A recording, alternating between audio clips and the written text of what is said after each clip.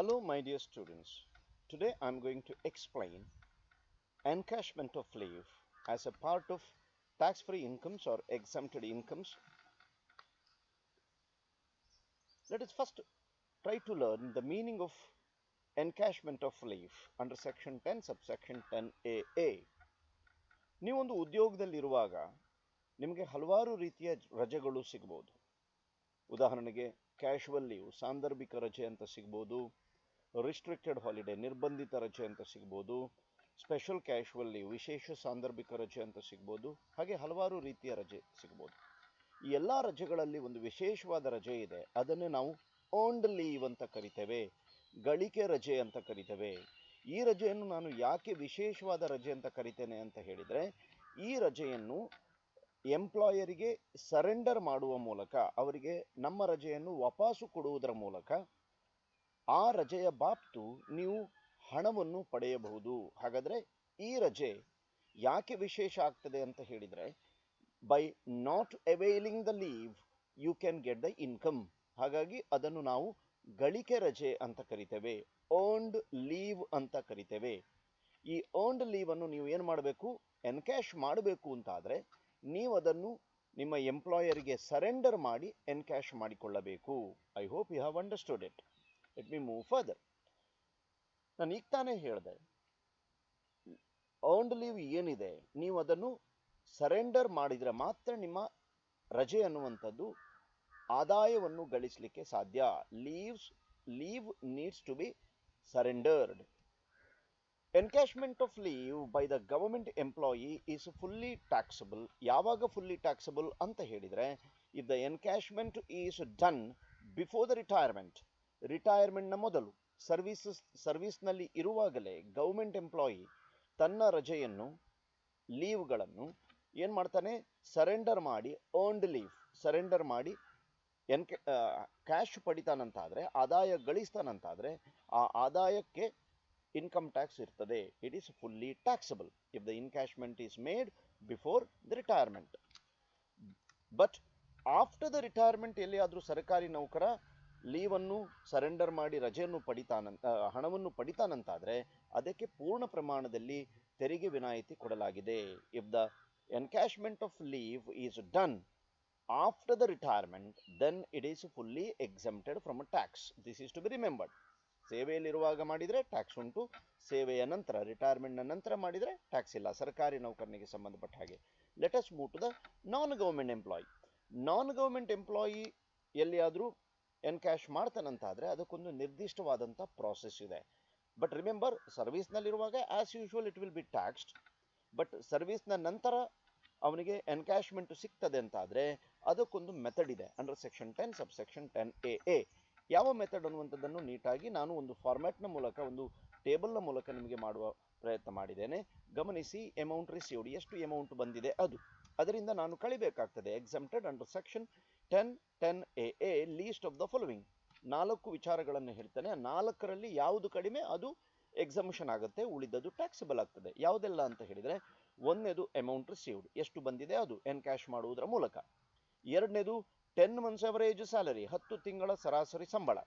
ಮೂರನೇದು average salary for the approved period of leave. ಇಲ್ಲಿರುವಂತಹ ಕೆಲವು ಶಬ್ದಗಳನ್ನು ನೀವು ಗಮನಿಸಬೇಕು. ಅಮೌಂಟ್ ರಿಸೀವ್ಡ್ನಲ್ಲಿ ಸಮಸ್ಯೆ ಬರೋದಿಲ್ಲ. ಎವರೇಜ್ ಸ್ಯಾಲರಿ ಅಂತ ನಾನು ಹೇಳಿದೆ, ಅಪ್ರೂವ್ಡ್ ಪೀರಿಯಡ್ ಆಫ್ ಲೀವ್ ಅಂತ ಹೇಳಿದೆ, ಅದನ್ನು ನಾನು ಎಕ್ಸ್ಪ್ಲೈನ್ ಮಾಡ್ತೇನೆ ಆಫ್ಟರ್ ಡಿಸ್ಕಸಿಂಗ್ ದಿಸ್ ಫಾರ್ಮ್ಯಾಟ್. ನಾಲ್ಕನೇದು the statutory limit of ₹3 lakh. ಈ 4ರಲ್ಲಿ ಯಾವುದು ಕಡಿಮೆ ಇದೆ ಅದು ಎಕ್ಸೆಂಪ್ಟೆಡ್ ಆಗ್ತದೆ, ಏನು ಉಳಿಯುತ್ತೆ ಅದು ಟ್ಯಾಕ್ಸಬಲ್ ಎನ್ಕ್ಯಾಶ್ಮೆಂಟ್ ಆಫ್ ಲೀವ್ ಆಗ್ತದೆ. ಬಹಳ ಮುಖ್ಯ ಆಗ್ತದೆ. 4 ಯಾವುದೆಲ್ಲ ಕೇಳಿದರೆ, ಅಮೌಂಟ್ ರಿಸೀವ್ಡ್, ಎರಡನೇದು 10 months ಎವರೇಜ್ ಸ್ಯಾಲರಿ, ಮೂರನೇದು average salary for the approved period, ನಾಲ್ಕನೇದು ಸ್ಟ್ಯಾಟ್ಯುಟರಿ ಲಿಮಿಟ್. ಈ 4ರಲ್ಲಿ ಯಾವುದು ಕಡಿಮೆ ಅದು ಎಕ್ಸೆಂಪ್ಟೆಡ್ ಆಗ್ತದೆ, ಏನು ಬಾಕಿ ಉಳಿಯುತ್ತೆ, ಕಳೆದು ಬಾಕಿ ಬರುತ್ತೆ, ಅದು ಟ್ಯಾಕ್ಸಬಲ್ ಅಮೌಂಟ್ ಆಗ್ತದೆ. I hope you have understood it. ಈ ಕಾಂಟೆಕ್ಸ್ಟಲ್ಲಿ ನಾನು ಡಿಸ್ಕಸ್ ಮಾಡಿದ್ದು 2 ವಿಚಾರಗಳು. ಒಂದು ಎವರೇಜ್ ಸ್ಯಾಲರಿ, ಅಪ್ರೂವ್ಡ್ ಪೀರಿಯಡ್. ಅದನ್ನು ನಾನೀಗ ಎಕ್ಸ್ಪ್ಲೈನ್ ಮಾಡುವ ಪ್ರಯತ್ನ ಮಾಡ್ತೇನೆ. Let me first explain approved period. ಈಗ ನೀವು ಸರ್ವೀಸಿಗೆ ಸೇರಿದ ನಂತರ ನಿಮಗೆ EL ಇದೆ ಅಂತಾದರೆ, EL ಏನು ನಿಮ್ಮ ಖಾತೆಯಲ್ಲಿ ಜಮಾ ಆಗಿದೆ, ಏನು ಕ್ರೆಡಿಟ್ ಆಗಿದೆ, ಅಷ್ಟು ಕ್ರೆಡಿಟ್ ಆದ ರಜೆಗಳಿಗೆ ನಿಮಗೆ ಇನ್ಕಮ್ ಕೊಡಬೇಕು ಅಂತೇನು ಇಲ್ಲ. ನಿಮ್ಮ ಟರ್ಮ್ಸ್ ಆಫ್ ಎಂಪ್ಲಾಯ್ಮೆಂಟ್ ಏನು ಹೇಳುತ್ತೆ ಅದರ ಪ್ರಕಾರವಾಗಿ ನಿಮಗೆ ಏನು ಲೀವ್ ನಿಮ್ಮ ಅಕೌಂಟ್ನಲ್ಲಿ ಇದೆ, ನೀವು ತೆಗೆಯದೆ ಏನು ಅರ್ನ್ಡ್ ಲೀವನ್ನು ಹಾಗೆ ಇಟ್ಟುಕೊಂಡಿದ್ದೀರಿ, ಆ ಅರ್ನ್ಡ್ ಲೀವ್ಗೆ ಎಷ್ಟು ಪ್ರಮಾಣದಲ್ಲಿ ಅವರು ಆದಾಯ ಕೊಡ್ತಾರೆ ಅಥವಾ ಎಷ್ಟು ರಜೆಗಳಿಗೆ ಅವರು ಆದಾಯ ಕೊಡ್ತಾರೆ ಅದನ್ನು ನಾವು ಅಪ್ರೂವ್ಡ್ ಪೀರಿಯಡ್ ಅಂತ ಹೇಳ್ತೇವೆ. It is the period which is approved by the employer for which the employer is going to give the employee the income. ಆ ರಜೆಯ ಬಾಬ್ತು ಆದಾಯ ಕೊಡುವಂಥ ಅಪ್ರೂವಲ್ ಪೀರಿಯಡ್ ಅನ್ನು ನಾವು ಅಪ್ರೂವ್ಡ್ ಪೀರಿಯಡ್ ಅಂತ ಕರಿತೇವೆ. ಈಗ 8 ತಿಂಗಳು ನಿಮ್ಮ ಅಕೌಂಟ್ನಲ್ಲಿ ಇರಬಹುದು, ಯಾವುದು EL ಅಕೌಂಟಲ್ಲಿ ಇರಬಹುದು. ಬಟ್ ನಿಮ್ಮ ಎಂಪ್ಲಾಯರ್ 6 ತಿಂಗಳಿಗೆ ಮಾತ್ರ ಅಪ್ರೂವಲ್ ಕೊಟ್ಟಿದ್ದಾರಂತಾದರೆ 6 ತಿಂಗಳ ರಜೆ ಮಾತ್ರ ಎನ್ಕ್ಯಾಶ್ಮೆಂಟ್ನ ಒಳಗೆ ಬರ್ತದೆ, ಆ 2 ತಿಂಗಳು ಎನ್ಕ್ಯಾಶ್ ಆಗೋದಿಲ್ಲ. ಅಥವಾ 10 ತಿಂಗಳಿದೆ, ಅದರಲ್ಲಿ 9 ತಿಂಗಳಿಗೆ ನಿಮಗೆ ಎನ್ಕ್ಯಾಶ್ಮೆಂಟ್ಗೆ ಅಪ್ರೂವಲ್ ಕೊಟ್ಟಿದ್ದಾರಂತಾದರೆ 9 ತಿಂಗಳು ಮಾತ್ರ ಅಪ್ರೂವಲ್ ಪೀರಿಯಡ್. ಬಹಳ ಮುಖ್ಯ ನೆನಪಿಟ್ಕೊಳ್ಳಿ, ಲೆಕ್ಕದಲ್ಲಿ ಅವರು ಅಪ್ರೂವ್ಡ್ ಪೀರಿಯಡ್ ಅನ್ನು ಹೇಳದೇ ಇದ್ದಾಗ ನಿಮ್ಮ ಅಕೌಂಟ್ನಲ್ಲಿರುವಂತಹ ಎಲ್ಲ ರಜೆಗೂ ಅಪ್ರೂವಲ್ ಇದೆ ಅಂತ ನಾವು ಎಣಿಸ್ಕೊಳ್ಬೇಕಾಗ್ತದೆ. ಇದು ಬಹಳ ಮುಖ್ಯವಾಗಿ ನೆನಪಿಟ್ಕೊಳ್ಬೇಕಾದಂಥ ಅಂಶ. ಅದೇ ರೀತಿ ಇನ್ನೊಂದು ಇರುವಂಥದ್ದು ಎವರೇಜ್ ಸ್ಯಾಲರಿ. ಹಾಗಾದರೆ ನಾವು ಇಲ್ಲಿ ಎವರೇಜ್ ಸ್ಯಾಲರಿ ಅಂದರೆ ಏನು, ಸ್ಯಾಲರಿ ಅಂದರೆ ಏನು, ಆ ಎವರೇಜ್ ಸ್ಯಾಲರಿಯ ಲೆಕ್ಕಾಚಾರವನ್ನು ನಾವು ಹೇಗೆ ಮಾಡಬೇಕನ್ನುವಂಥದ್ದನ್ನು ತಿಳಿದುಕೊಳ್ಳುವ ಒಂದು ಪ್ರಯತ್ನ ಮಾಡೋಣ. ಸ್ಯಾಲರಿ ಅಂತ ಹೇಳಿದರೆ ಓನ್ಲಿ ಬೇಸಿಕ್ ಮಾತ್ರ, ಮೂಲ ವೇತನ ಮಾತ್ರ. ಆದರೆ ಡಿಯರ್ನೆಸ್ ಅಲವೆನ್ಸ್ DP ಲೆಕ್ಕದಲ್ಲಿ ಅವರು ರಿಟೈರ್ಮೆಂಟ್ ಕ್ಯಾಲ್ಕುಲೇಷನ್ಗೆ ಬರ್ತದೆ, ರಿಟೈರ್ಮೆಂಟ್ನ ಬೆನಿಫಿಟ್ನ ಕ್ಯಾಲ್ಕುಲೇಷನ್ಗೆ ಬರ್ತದೆ ಅಂತ ಹೇಳಿದರೆ ನಾವು ಅದನ್ನು ಕೂಡ ಪರಿಗಣಿಸಬೇಕಾಗ್ತದೆ. ಅದೇ ರೀತಿಯಾಗಿ ಕಮಿಷನ್ ಕೂಡ ಬರ್ತದೆ. ಯಾವಾಗ ಅಂತ ಹೇಳಿದರೆ if the commission is given as A fixed percentage of turn over.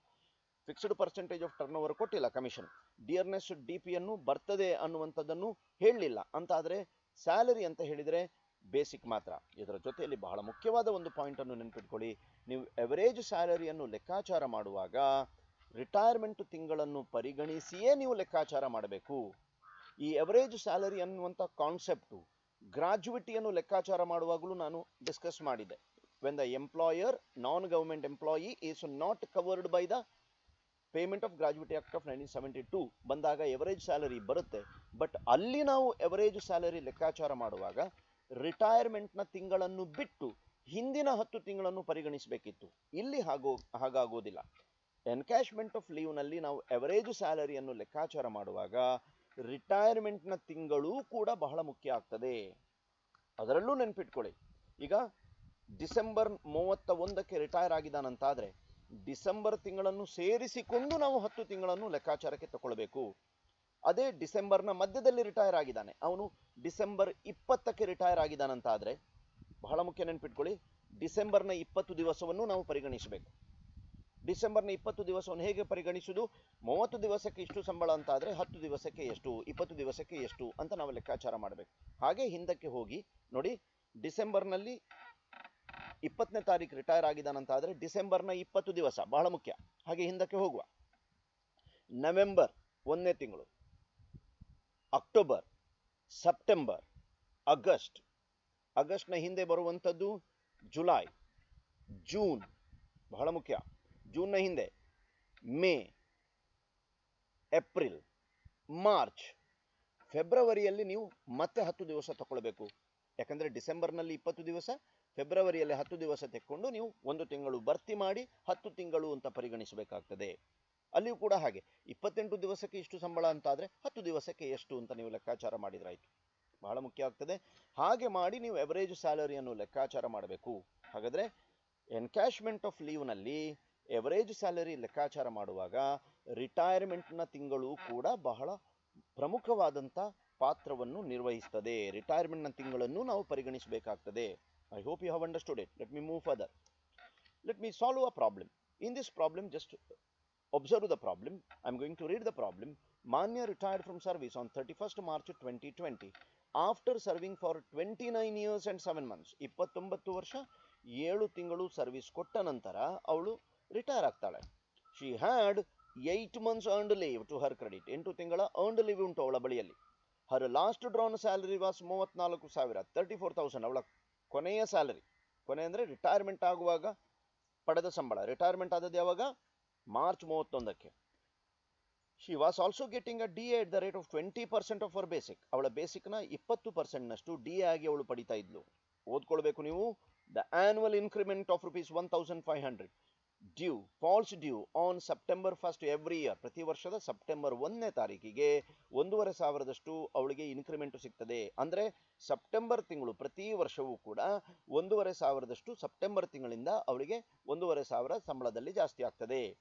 ಈ ವರ್ಷ 1,500 ಸೆಪ್ಟೆಂಬರ್ ತಿಂಗಳ ಸಂಬಳದಲ್ಲಿ ಜಾಸ್ತಿ ಆಯಿತು ಅಂತಾದರೆ ನೆಕ್ಸ್ಟ್ ಸೆಪ್ಟೆಂಬರ್ನವರೆಗೂ ಕೂಡ, ನೆಕ್ಸ್ಟ್ ಆಗಸ್ಟ್ನವರೆಗೂ ಕೂಡ ಅಷ್ಟೇ ಸಂಬಳ ಮುಂದುವರಿತದೆ. ಬಟ್ ನೆಕ್ಸ್ಟ್ ಸೆಪ್ಟೆಂಬರ್ನಲ್ಲಿ ಮತ್ತೆ 1,500 ಜಾಸ್ತಿಯಾಗಿ ಸಿಗ್ತದೆ ಅವಳಿಗೆ. She received 8,25,000 on leave encashment, 8,25,000 ಅವಳಿಗೆ ಲೀವ್ ಎನ್ಕ್ಯಾಶ್ಮೆಂಟ್ ಆಗಿ ಸಿಗ್ತದೆ. Find out taxable leave encashment. I hope you have understood this problem. Let me move to the solution part. Let us take the solution part. Let me first discuss the format. Computation of taxable amount of leave encashment. Amount received, ಅದರಿಂದ ಏನು ಕಳಿಬೇಕು under section 10(10)(a) list of the following will be exempted. ಅದನ್ನು ನಾನು ಕಳಿಬೇಕು.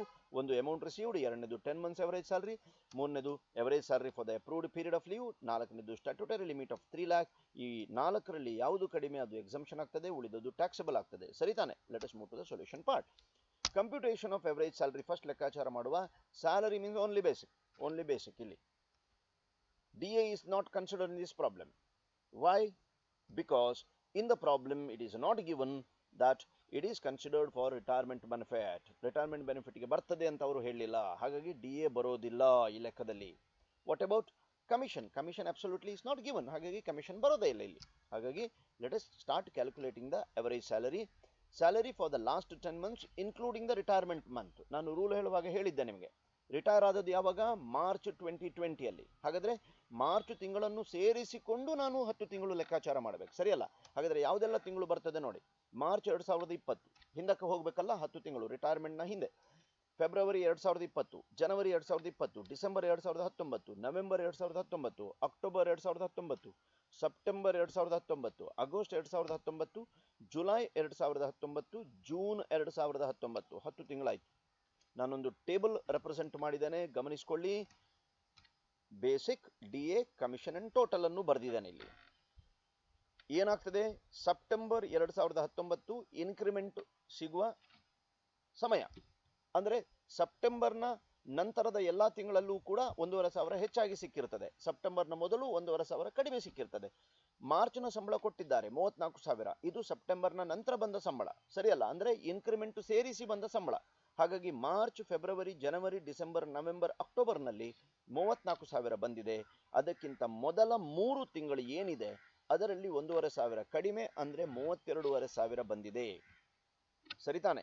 DA ಅವರು ಹೇಳಲಿಲ್ಲ, ಹಾಗಾಗಿ ರಿಟೈರ್ಮೆಂಟ್ಗೆ ಬರುವುದಿಲ್ಲ ಅಂತಾಯ್ತು. ಹಾಗಾಗಿ ನಾನು ಅದನ್ನು ಲೆಕ್ಕಕ್ಕೆ ತಗೊಳ್ಳಿಲ್ಲ. Commission is not given. ಹಾಗಾಗಿ ದ ಟೋಟಲ್ ವಿಲ್ ಬಿ 3,35,500. ನಾನು ಎವರೇಜ್ ಲೆಕ್ಕಾಚಾರ ಮಾಡುವಾಗ 3,35,500 divided by 10 which is 33,550 average salary ಬಂತು. ಹಾಗಾಗಿ ಮುಂದುವರಿತಾನೆ ನಾನು. ಗಮನಿಸಿ, ಅಮೌಂಟ್ ರಿಸೀವ್ಡ್ 8,25,000. ಸರಿಯಲ್ಲ? ಅದರಿಂದ ನಾನು ಕಳಿತೇನೆ ಈಗ. Under section 10(10)(a) list of the following will be exempted. ಯಾವುದೆಲ್ಲ ಅಂತ ಹೇಳಿದರೆ amount received 8,25,000. ಎರಡನೇದೇನು? 10 months average salary. 10 months average salary ಅಂದರೆ 10 into 33,550 ವಿಚ್ ಇಸ್ 3,35,500. ಮೂರನೇದೇನು? Average salary for the approved period. Average salary for the approved period ಅಂತ ಹೇಳಿದ್ರೆ 8 months ಉಂಟು approved period, into 33,550 which is 2,68,400 approved ಪೀರಿಯಡ್ನ salary. ನಾಲ್ಕನೇದೇನು? Statutory limit 3 lakh. ಈ ನಾಲ್ಕರಲ್ಲಿ ಯಾವುದು ಕಡಿಮೆ? 2,68,400 ಈಸ್ ಕಡಿಮೆ. Amount exempted will be 2,68,400. Remaining will be the taxable leave encashed 5,56,600. I hope you have understood how I have solved a problem on the encashment of leave, the taxable amount. Thank you very much.